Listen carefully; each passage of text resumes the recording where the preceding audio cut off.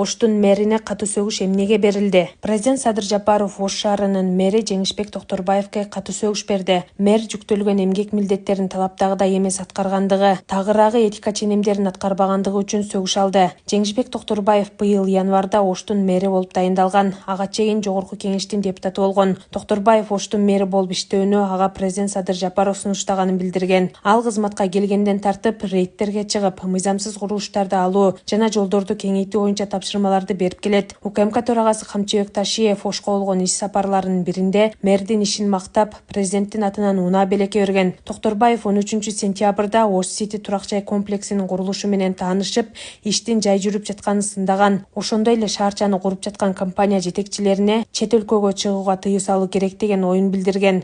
Не зря говорили, что вы кидающий.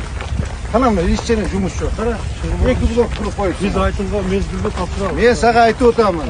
Сен менен баштаган биз 12 блок тапшырып атабыз. 30 миллион доллар эмес, бул жерде 5 миллион долларлык жумуш жок.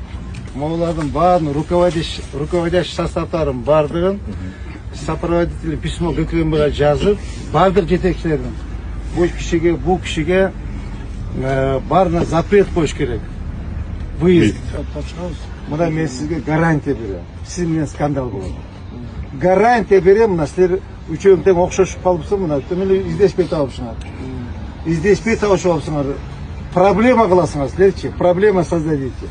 Быйыл февралда президент Садыр Жапаров Ош Сити долбоорунун алкагында айты шарчаны курууга капсула салган. Анда ал долбоордун алкагында 10 миңден ашык батир куруларын, алардын бир бөлүгү мамлекеттик ипотекалык компанияга берилерин билдирген. 2023-жылы 500дөн ашык көп кабаттуу турак жайдан турган Ош шаарчасын куруу сунушталып, анда 250 миңдей адам жашай турганы, долбоорго кеминде 2 миллиард доллардай акча жумшалары айтылган.